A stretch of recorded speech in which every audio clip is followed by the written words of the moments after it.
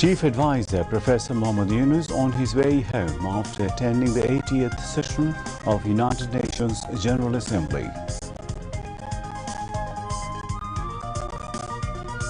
International community must exert effective pressure on Myanmar's government and Arakan army to quickly repatriate the Rohingyas in Rakhine, says Chief Advisor at UN International Conference on Rohingya issue. Chief Advisor calls for devising a roadmap for sustainable and safe repatriation of Rohingyas, proposes 7-point actions to resolve Rohingya crisis. Mahanavami of Durga Puja celebrated across the country. Puja ends with immersions of the idols on Vijayadashami tomorrow.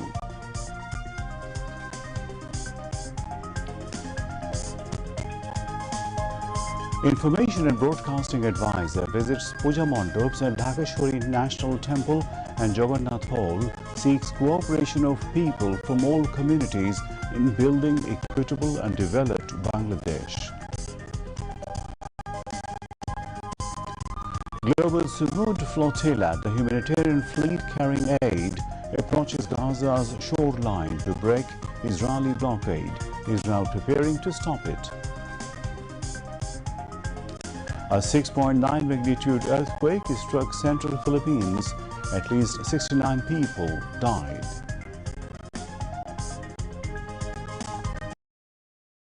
Of 3-match series at Mount Wanganui. Assalamu alaikum viewers, this is News at 10 on BTV News. I'm Imtiaz Ahmed Siddiqui. You just heard the headlines. Let's move on to the details of those and other stories. Chief Advisor Professor Mohammad Yunus is now on his way home after attending the 80th session of the United Nations General Assembly, UNGA. A commercial flight of Emirates Airlines carrying the Chief Advisor and his entourage departed John F. Kennedy International Airport at 11:10 p.m. New York local time on Tuesday. During his visit, Professor Yunus delivered his speech at the 80th session of the United Nations General Assembly, UNGA, on September 26. On September 30, he spoke at the opening session of the high-level conference on the situation of the Rohingya Muslims and other minorities in Myanmar at the United Nations headquarters. Besides, during his New York visit, Professor Yunus attended a reception hosted by U.S. President Donald Trump in New York. During the visit, Professor Yunus held meetings with United Nations Secretary General Antonio Guterres and other high officials of the organization.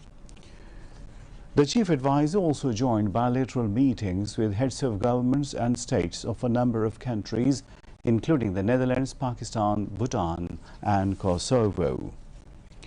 Earlier, during his New York visit, Chief Advisor Professor Mohammad Yunus attended the opening session of the high-level conference on the situation of the Rohingya Muslims and other minorities in Myanmar at the United Nations headquarters on Tuesday morning.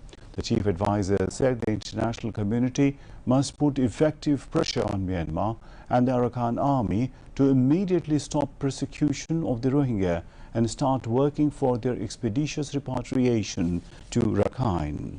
Emphasizing the Rohingya repatriation as the only peaceful solution to the protracted Rohingya crisis, Chief Advisor Professor Mohammad Yunus proposed 7-point actions, including devising a practical roadmap for a safe and dignified return of Rohingyas with reasonable stabilization of Rakhine.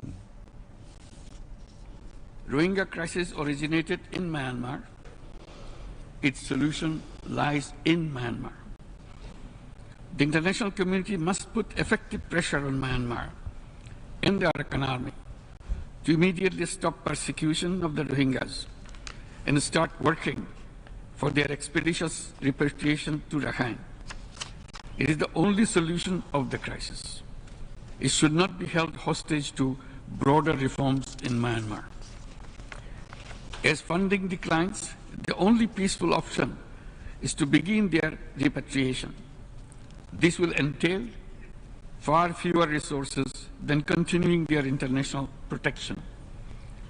The Rohingyas have consistently pronounced their desire to go back home As an immediate step, those who recently crossed into Bangladesh, escaping conflict, must be allowed to repatriate. Bangladesh is a victim of the crisis. We are forced to bear huge financial, social, and environmental costs. Criminal activities, including narco flows into Bangladesh through Rakhine, threaten our social fabric. Given our development challenges, including unemployment and poverty, we do not afford to allow employment of Rohingyas inside Bangladesh. Towards a sustainable resolution of the crisis, I propose the following actions by the international community. First, devise a practical roadmap for safe, dignified repatriation of the Rohingyas with reasonable and stabilization of Rakhine. Second, exert effective pressure on Myanmar and the Arakan army to end violence against Rohingya and start their sustainable repatriation, beginning with those who recently arrived in Bangladesh and those who are internally displaced. Third, mobilize international support to stabilize Rakhine and place international civilian presence to monitor stabilization. Fourth, support confidence-building measures for sustainable integration of Rohingya in Rakhine society and governance. Fifth, mobilize donor contribution to fully fund the joint response plan. Sixth, pursue accountability and restorative justice. Seventh, dismantle the narco economy and combat transboundary crimes.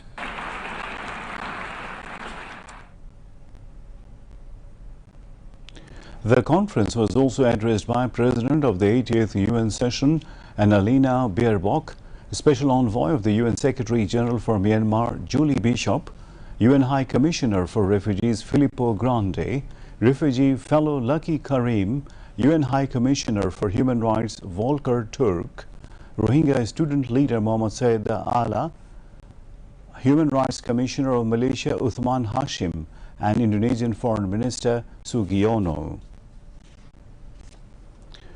Mahanavami, the fourth day of Sharadiya Durga Puja of Hindu community, was celebrated today with offering puja and anjali to goddess Durga and sacrificing pumpkins, bananas and cucumbers at temples and makeshift mondaps across the country.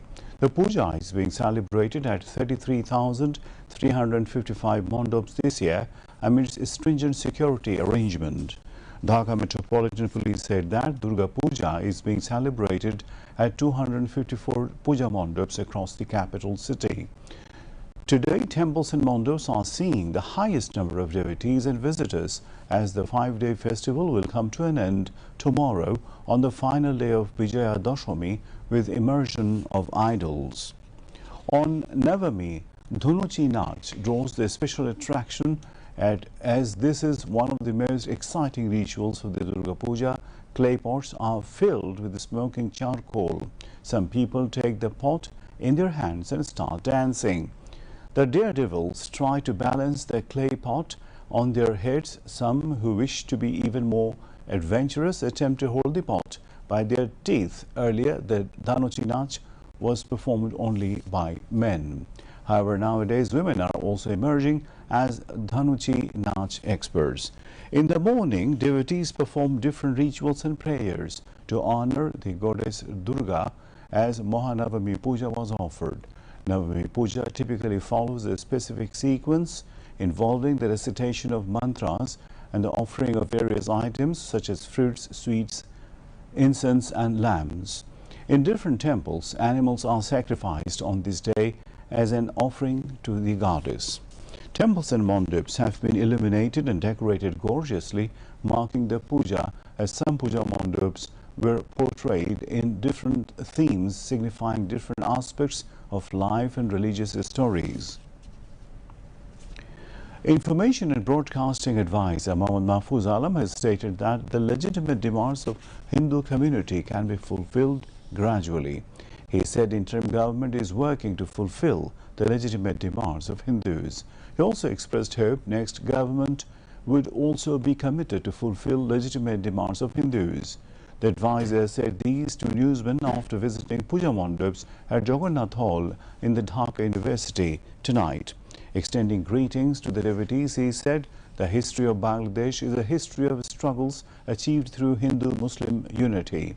Information and Broadcasting Advisor expressed a firm commitment to building Bangladesh with multiple languages, cultures and heritages through communal harmony. Mentioning that this year's Durga Puja is being celebrated in a more colorful and festive atmosphere than previous years, the advisor said government has taken effective initiatives to make Durga Puja more festive. The advisor paid tribute to July mass uprising martyrs of Hindu community and wished for the cooperation of people from all communities in building an equitable and developed Bangladesh.